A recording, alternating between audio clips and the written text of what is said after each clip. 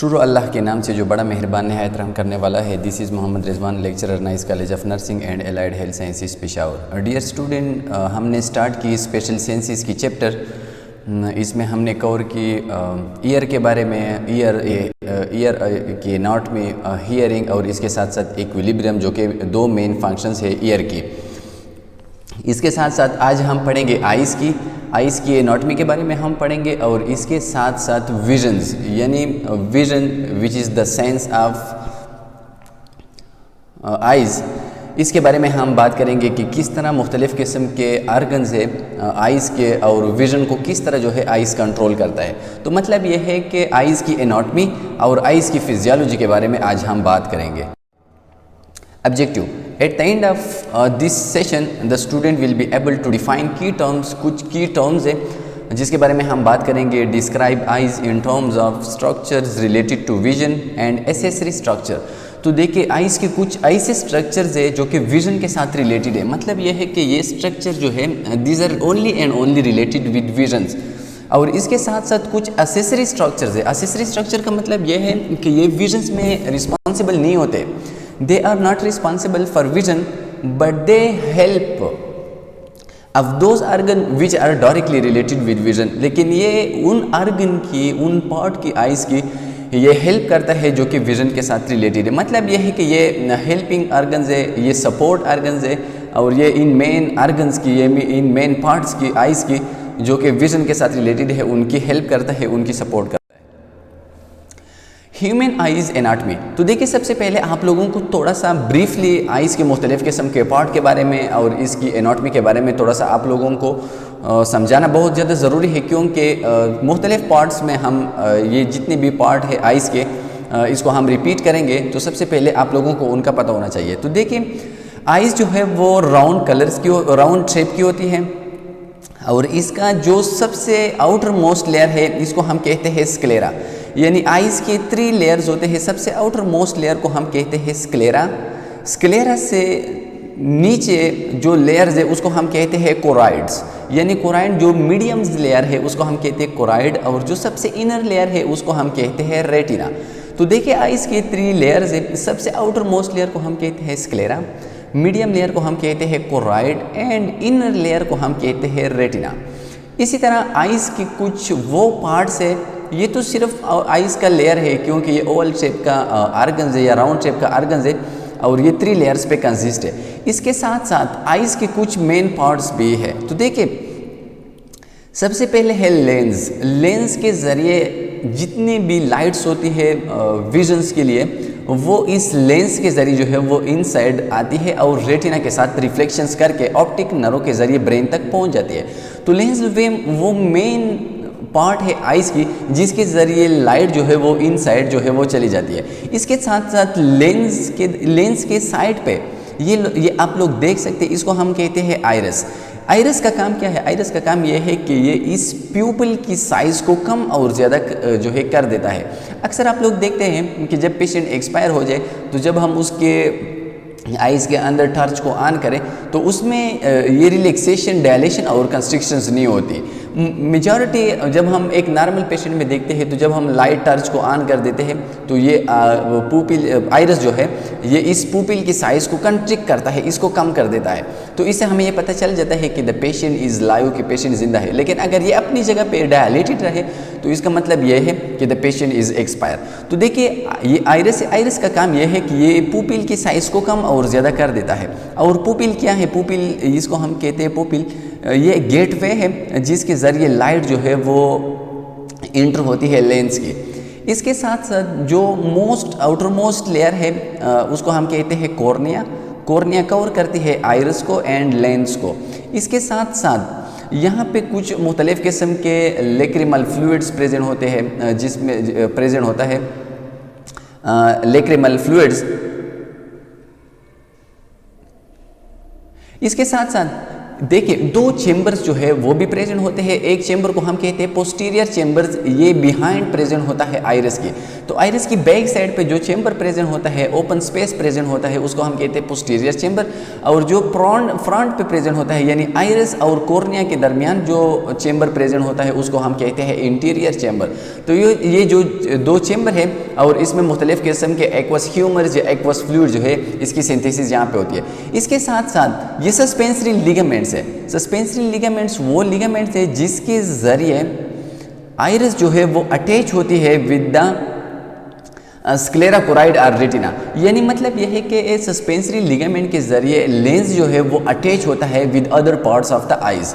इसके साथ साथ यहाँ पे दूसरी पार्ट भी है, इसको हम कहते हैं सिलियरी मसल, और सिलियरी मसल जो है इसके साथ सस्पेंसरी लिगामेंट अटैच होते हैं और ये दोनों एज ए सपोर्ट आर्गन है लेंस के लिए, यानी लेंस इसके साथ अटैचमेंट में होता है। इसके साथ साथ मिक्यूला या फोविया या सेंट्रल्स ये भी एक आर्गन है जो कि मुख्तलिफ़ किस्म के ऑप्टिक या विजन्स में हेल्पफुल होती है। इसके साथ साथ ये ऑप्टिक नर्व्स है।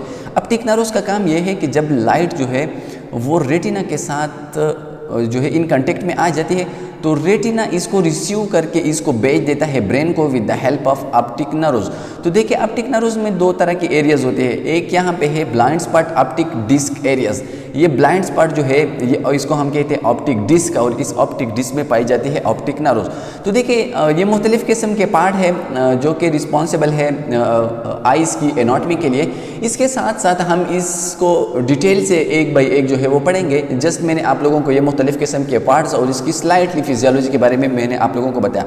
इसके साथ साथ जो सबसे मेन स्पेस है इन बिटवीन द आइज़ इसको हम कहते हैं विट्रस चैम्बर, और यहाँ पे फ्लूइड्स होती है जिसको हम कहते हैं विट्रियस ह्यूमर्स, और ये आंख को एक मुख्तलिफ़ किस्म का शेप्स देता है जिसकी वजह से आंख कोलैप्स होने से बच जाती है। तो ये ओपन एरिया, ये ओपन चैम्बर इसको हम कहते हैं विट्रस चैम्बर। इसके साथ साथ आई में दो और चैम्बर भी होते हैं। इसको हम एक को हम कहते हैं पोस्टीरियर चैम्बर जो कि प्रेजेंट होता है in between iris and lens. दूसरे को हम कहते हैं इंटीरियर चैम्बर, और ये चैम्बर प्रेजेंट होते हैं between cornea and iris.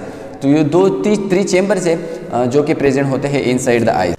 Accessory structure of the eyes. Accessory structure of the eyes का मतलब ये है कि वो पार्ट्स आइज़ की एनाटॉमी में वो पार्ट्स जो कि विजन्स के लिए रिस्पॉन्सिबल नहीं होते, लेकिन ये आइज़ की प्रोटेक्शन करता है या आइज़ को सपोर्ट करता है या इसको मुख्तलिफ़ किस्म के जो है वो हार्मफुल इफेक्ट से सपोर्ट देता है। तो सबसे पहले इसमें है आई Leeds.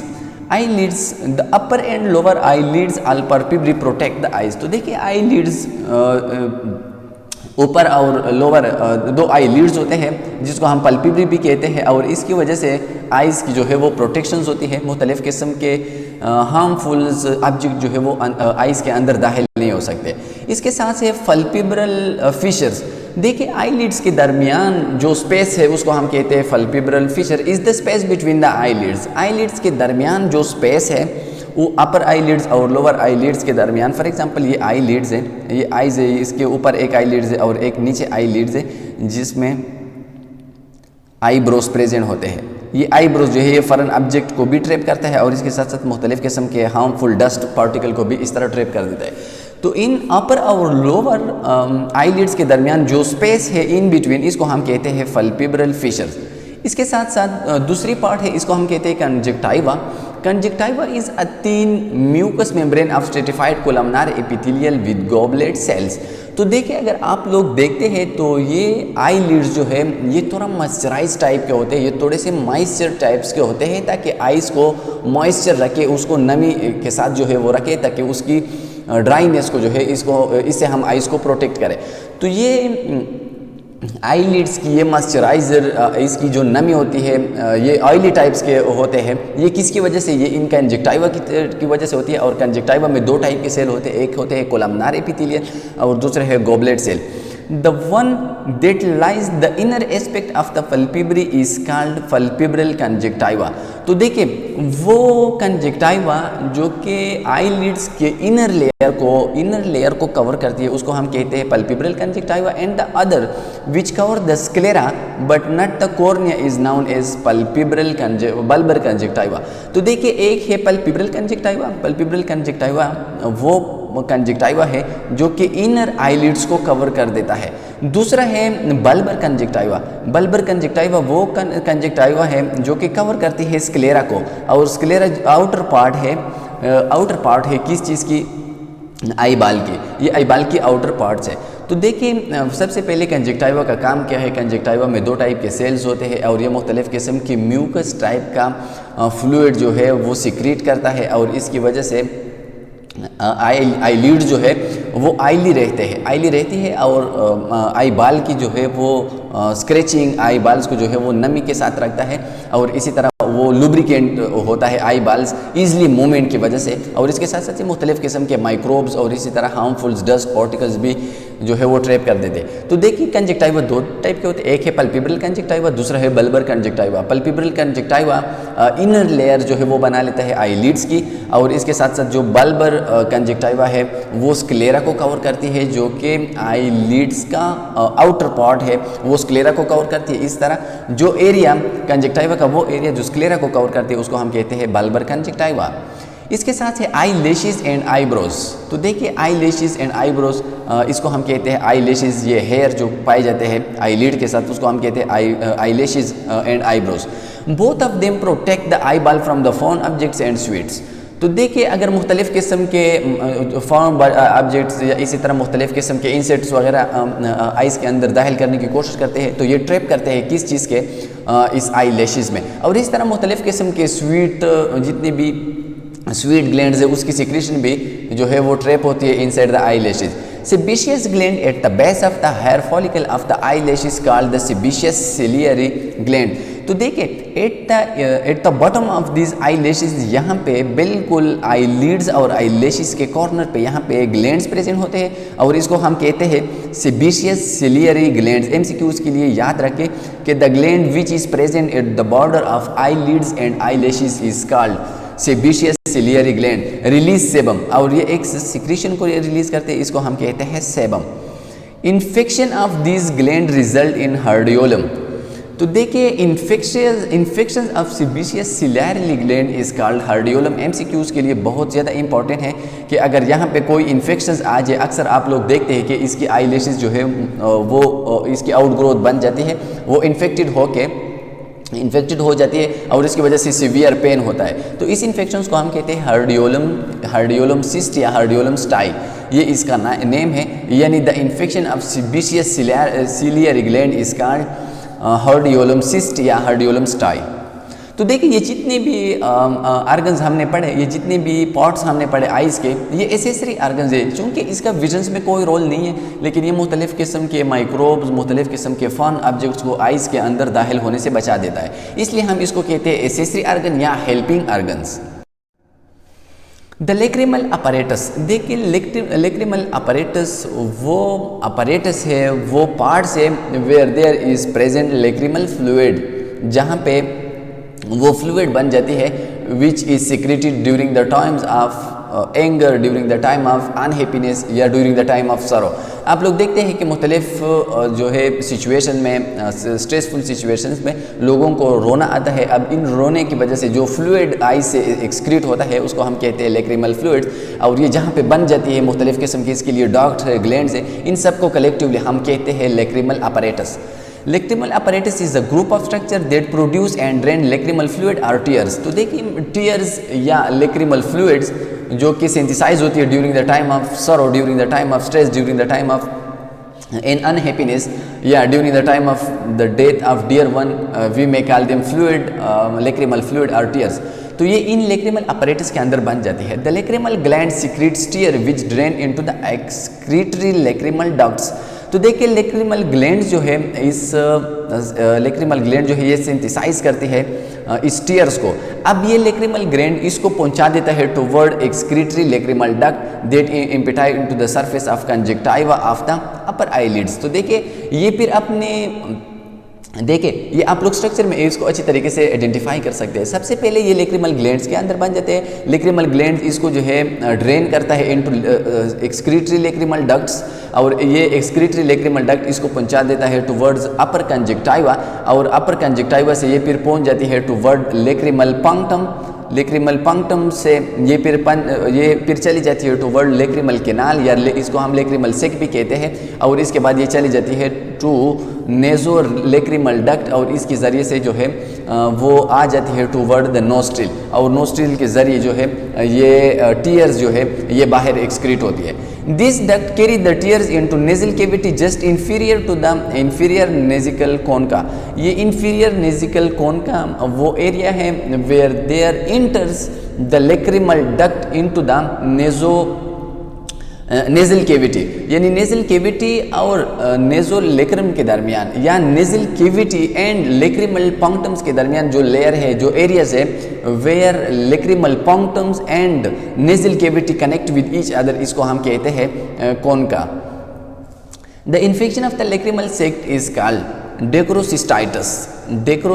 डेक्रोसिस्टाइटिस is the inflammation of lacrimal sac. ये इंपॉर्टेंट है, जिस तरह हमने पढ़ा हार्डियोलम सिस्ट या हार्डियोलम स्टाई के बारे में, इसी तरह ये भी एक इन्फेक्शन है जिसको हम कहते हैं डेक्रियोसिस्टाइटिस। तो ये इन्फेक्शन है लेक्रिमल ग्लैंड्स की which result in the blockage of नेजो lacrimal duct. और ये नेजो लेक्रिमल जो डक्ट है जो कि कनेक्ट करती है इस लेक्रिमल ग्लैंड्स को और नेजल कैविटी को, जिस डक्ट के जरिए कनेक्ट होता है इसको हम कहते हैं नेजोलेक्रिमल डक्ट, और इसकी ब्लॉकेज होती है बिकॉज ऑफ डेक्रोसिस्टाइटिस की वजह से। Apart from some mucus, the tears contain lysozymes as bactericidal। तो देखिए टीयर्स में एक एंजाइम प्रेजेंट होते हैं जिसको हम कहते हैं लाइसोजाइम्स, और ये बैक्टीरियोसाइडल है। ये बैक्टीरिया की सेल की लाइसिस करता है और इसकी ग्रोथ को जो है वो स्टॉप कर देता है। ये है लेक्रिमल अपैरेटस। आप लोग यहाँ से इसको ईजिली आइडेंटिफाई कर सकते हैं। सबसे पहले देखिए अपर कंजक्टाइवा में प्रेजेंट होता है लेक्रिमल ग्लैंड्स, यानी लेक्रिमल ग्लैंड्स अगर एमसीक्यूज में आ गया कि where is lacrimal gland present, तो lacrimal gland is present in upper conjunctiva. अब देखिए यहाँ पे जो है वो टीयर्स या लेक्रिमल सिक्रीशंस बन जाती है। अब ये excretory ducts of lacrimal glands, ये एक्सक्रीटरी डक्ट है, यहाँ पे ये एक्सक्रीटरी डक्ट है और इसके ज़रिए से ये आ जाती है टूवर्ड द लेक्रिमल सेक। ये इसको हम कहते हैं, ये बिग एरिया इसको हम कहते हैं लेक्रिमल सेक। तो देखिए लेक्रिमल ग्लैंड के अंदर टीयर्स बन गए। अब ये टीयर्स इन डक्ट की वजह से, एक्सक्रीटरी डक्ट की वजह से ये आ जाती है टूवर्ड द लेक्रिमल सेक। इसके साथ साथ लेक्रिमल पंक्टम, इस एरिया को where the lacrimal duct and lacrimal sac connect with each other, इसको हम कहते हैं लेक्रिमल पंक्टम। इसके साथ साथ लेक्रिमल केनाकोलस वो एरियाज है जो कि कनेक्ट करता है लेक्रिमल पंक्टम को विद लेक्रिमल सेक। इसके साथ साथ नेजो लेक्रिमल डक्ट, ये है नेजो लेक्रिमल डक्ट, ये है नेजल कैविटी, नोज है नेजल कैविटी है, और इस डक्ट को जो कि कनेक्ट करती है लेक्रिमल सेक को विद नोस्ट्रिल, इसको हम कहते हैं नेजो लेक्रिमल डक्ट। तो इसके ज़रिए टीयर जो है वो आ जाती है इनटू द नेजल कैविटी। इस तरह inferior meatus of nasal cavity, ये inferior meatus of nasal cavity है या इन्फीरियर पार्ट है, या the part which is near to the outer environment, इसको हम कहते हैं inferior meatus of the nasal cavity, और इसको हम कहते हैं नोस्ट्रिल, ये ओपनिंग है नेजल कैविटी के।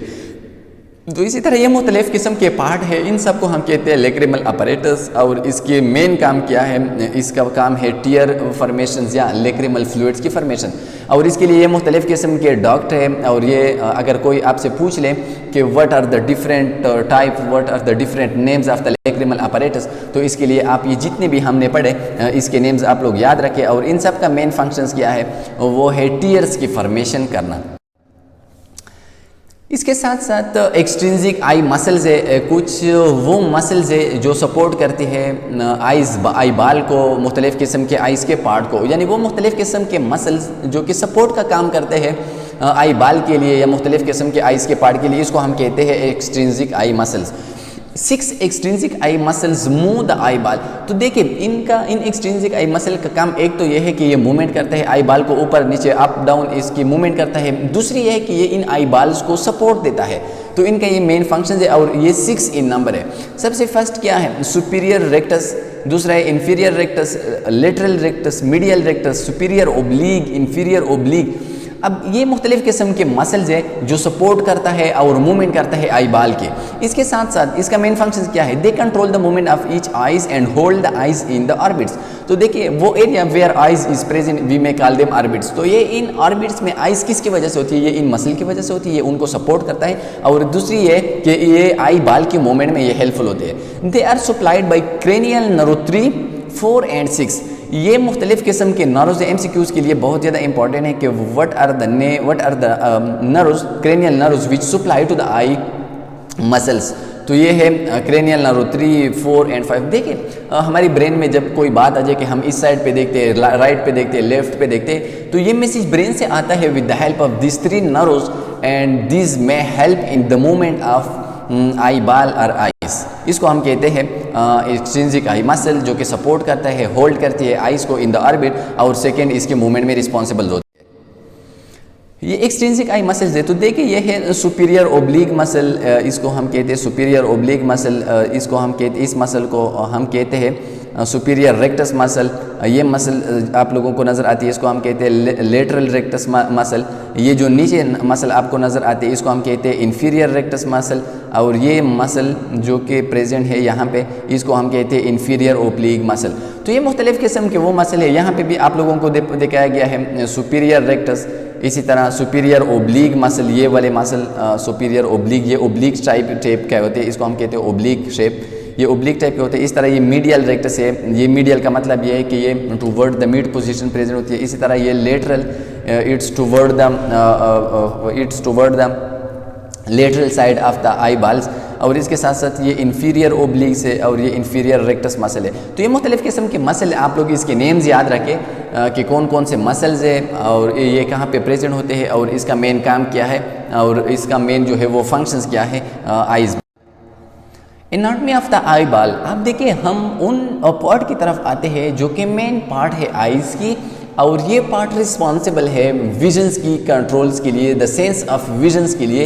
ये आर्गन्स, ये पार्ट जो है ये रिस्पॉन्सिबल है। तो देखिए इससे पहले हमने ये एसेसरी आर्गन्स के बारे में बात की, एसेसरी पार्ट के बारे में बात की। तो इन एसेसरी पार्ट का काम क्या था, वो सिर्फ सपोर्ट करना था, आई बाल की प्रोटेक्शन करना था। अब हम आते हैं टुवर्ड द मेन पार्ट्स जो कि रिस्पॉन्सिबल है विजन में, for the sense of vision.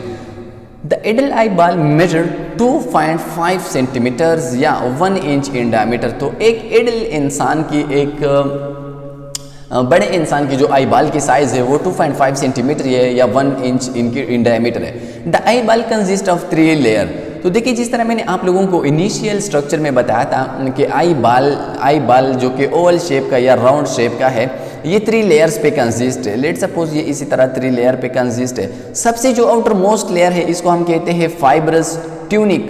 Fibrous tunic इसको हम स्क्लेरा भी कहते हैं, जिस तरह मैंने आपको इनिशियल स्लाइड में बताया था। अब इसको हम कहते हैं ट्यूनिका फाइब्रोसा, इसका एक नेम ये भी है ट्यूनिका फाइब्रोसा या फाइब्रस ट्यूनिक, या हम इसको स्क्लेरा कहते हैं। दूसरा जो मीडियल लेयर है इसको हम कहते हैं ट्यूनिका वस्कुलोसा या वस्कुलर ट्यूनिक, या इसको हम कोराइड भी कहते हैं। थर्ड लेयर या इनर लेयर इसको हम कहते हैं ट्यूनिका इंटरना, या इसको हम रेटिना भी कहते हैं, जो कि मेन विजनल ऑर्गन्स है।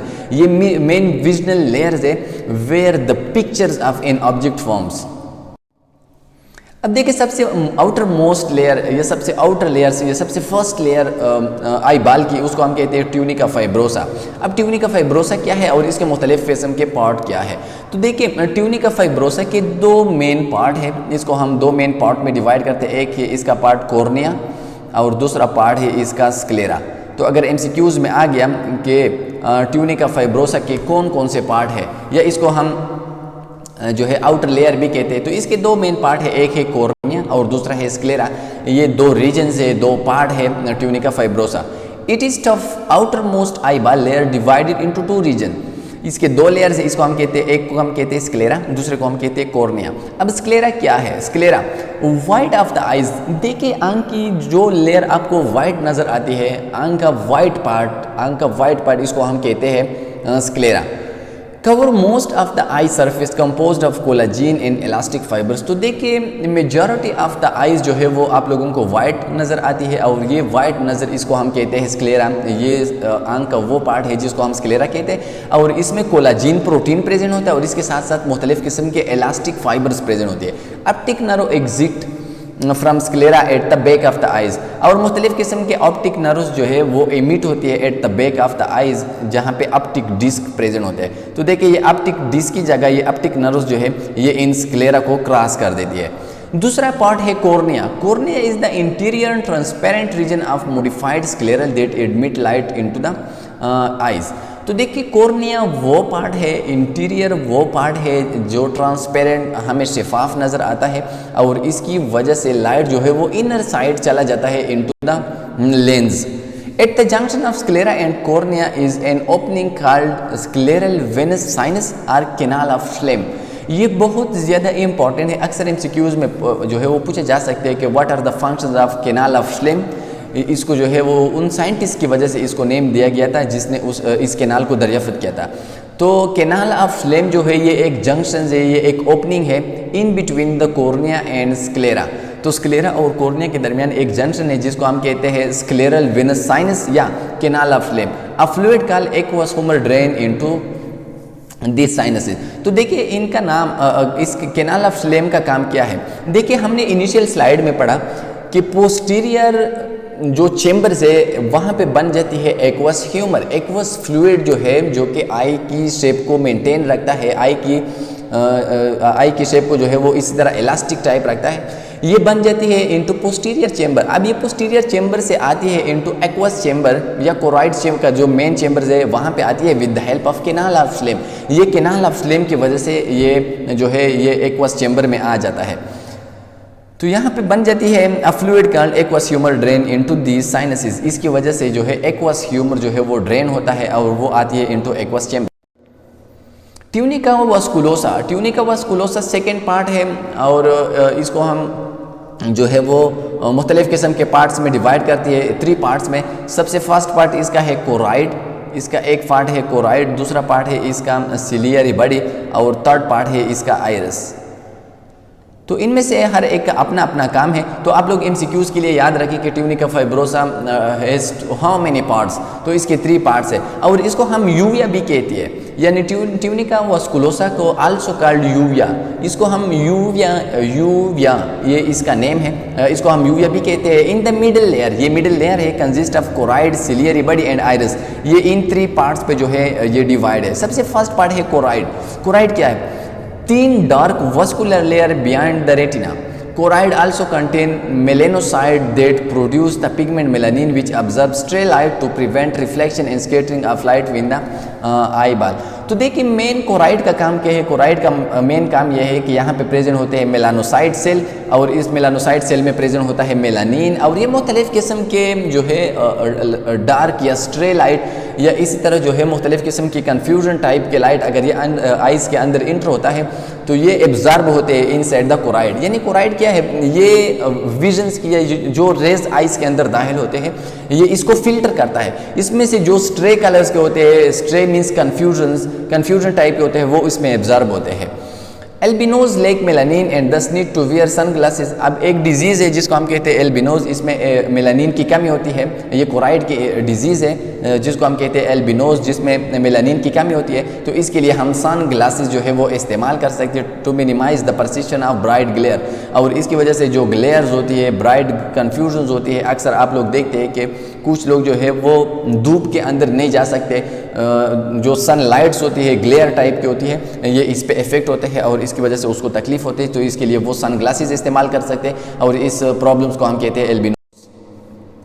दूसरा है ciliary body, a thick extension of the choroid that form a muscular ring around the lens, it support the iris and lens. तो देखिए आप लोगों ने स्ट्रक्चर में भी पढ़ा था कि सिलियरी बॉडी जो है वो at the end, for example ये लेंस है तो लेंस के साथ यहाँ पे एसेसरी लिगामेंट्स होते हैं, यहाँ पे फॉर एग्जांपल एसेसरी लिगामेंट्स होते हैं और ये एसेसरी लिगामेंट्स अटैचमेंट करते हैं with the help of ciliary body. तो इसको हम कहते हैं सिलियरी बॉडी। अब इसका काम क्या है? सिलियरी बॉडी का मेन काम यह है कि ये लेंस को जो है वो सपोर्ट कर देती है। It support the iris and lens. और जिस तरह मैंने आपको बताया कि यहाँ पे आइरस होता है, इसी तरह स्ट्रक्चर्स के आइरस होती है जो कि प्यूपिल की साइज को कम और ज़्यादा करता है। तो देखिए ये सिलियरी बॉडी इन आइरस को भी सपोर्ट करता है और इसके साथ साथ ये लेंस को भी सपोर्ट कर देता है। The ciliary body consist of ciliary muscle and ciliary process. The ciliary muscle is a circular band of smooth muscle. It contract and relaxation change the tightness of the suspensory ligament, zonular fibers, which alter the shape of the lens. तो देखिए ये lens का जो shape से इसको बड़ा और कम करता है, इसको जो है वो टाइट करता है, कभी इसको रिलैक्स कर देता है मुख्तलिफ किस्म के रेस के लिए। तो इसको हम कहते हैं सिलियरी मसल। और ये सिलियरी मसल पार्ट है किस चीज़ का? ये सिलियरी बॉडी का पार्ट्स है। Which alter the shape of the lens adapting it for near and far vision. और आप लोग देखते हैं कि अक्सर नियर नज़दीक की जो है वो विजन और दूर की विजन्स के लिए जो है वो लेंस में मुख्तलिफ़ किस्म की एकोमोडेशन आती है। और ये एकोमोडेशंस, ये चेंजेस, ये किसकी वजह से आती है? ये सिलियरी मसल की वजह से आ जाती है। It is controlled by cranial nerves 3 and parasympathetic nerves. तो देखिए एमसीक्यूज़ के लिए याद रखें कि सिलियरी मसल्स को कौन सा नर्व्स जो है वो इसको इनर्वेट होता है। तो ये एमसीक्यूज़ के लिए याद रखें कि क्रेनियल नर्व्स 3 जो है वो इनर्वेट होता है, वो एक्सटेंड होता है टूवर्ड्स द सिलियरी मसल। और सिलियरी मसल का काम क्या है? ये आइरस को और आइरस के साथ साथ ये लेंस की शेप्स में और लेंस की साइज़ में चेंज आता है, ये काम है सिलियरी बॉडी की। और सिलियरी बॉडी जो है इसमें प्रेजेंट होते हैं सिलियरी मसल। और सिलियरी मसल का ये काम है कि दूर की विजन्स के लिए और करीब की विजन्स के लिए ये मुख्तलिफ़ किस्म के चेंजेस लाते हैं inside the lens. The ciliary process are the extension of the ciliary body. एक सिलियरी प्रोसेस भी है, एक्सटेंशन है। Epithelial cell together with blood capillaries in the ciliary process secrete aqueous humour. और मुख्तलिफ़ किस्म के जितने भी जो है वो ब्लड कैपिलरीज है, ब्लड वेसल्स है, वो with the help of this ciliary process वो इंटर होते हैं inside the aqueous humour. Extended from the ciliary process are suspensory ligament attach to the lens. तो देखिए सिलियरी प्रोसेस, ये फॉर एग्जांपल सिलियरी प्रोसेस हो गया, ये फॉर एग्जांपल लेंस हो गया। अब देखिए यहाँ पे सस्पेंसरी लिगामेंट्स होते हैं और ये सस्पेंसरी लिगामेंट्स अटैच होते हैं with the help of this ciliary process. जिस सिलियरी प्रोसेस के साथ ये अटैच होते हैं और इसके साथ साथ जो है लेंस ये अटैच होते हैं। इस तरह अपर पार्ट में भी इसी तरह सिलियरी प्रोसेस हो। मतलब ये है कि ये लेंस की अटैचमेंट के लिए और इसके साथ ये सस्पेंसरी या ये एसेसरी लिगामेंट जो है ये अटैच होते हैं। मतलब ये है कि ये सस्पेंसरी लिगामेंट जो है ये सिलियरी बॉडी के साथ अटैच होते हैं और ये सिलियरी प्रोसेस के साथ अटैच होते हैं और ये सपोर्ट करता है किस चीज़ को? लेंस को। थर्ड पार्ट क्या है? वो है iris. The coloured portion of the eye ball with a central aperture pupil located between the cornea and lens and it is attached at its outer margin to the ciliary process. तो देखिए iris क्या है? आंख के अंदर जो आप लोगों को डार्क एरियाज आता है, डार्क कलर आप लोगों को या ब्राउन कलर आप लोगों को आता है, नज़र आता है, उसको हम कहते हैं आइरस। और आइरस के दरमियान आप लोगों को स्मॉल सा ओपनिंग नज़र आता है, स्मॉल सा पार्ट, इसको हम कहते हैं pupil. It contain melanocyte and circular and radial smooth muscle. इसमें मुख्तलिफ किस्म के मेलानोसाइट सेल्स होते हैं, मेलानिन, इसके साथ circular and radial smooth muscles होते हैं। The amount of melanin in the iris determine the I colour. तो देखिए अक्सर आप लोग देखते हैं कि आई की कलर जो है वो ब्राउन है या डार्क है या इसी तरह जो है वो वाइट कलर्स के। ये किसकी वजह से? ये आइरिस में जो मेलानिन की अमाउंट है ये इसकी वजह से होता है। The eyes appears brown to black when melanin concentration is high. अगर मेलानिन की कंसंट्रेशन हाई है तो आई हमें ब्लैक या ब्राउन नजर आती है। Green when melanin concentration is moderate, अगर इसमें थोड़ा सा कंसंट्रेशन कम है। And blue when melanin concentration is low. तो इसकी वजह से मुख्तलिफ किस्म के आइज के कलर्स हमें नजर आते हैं।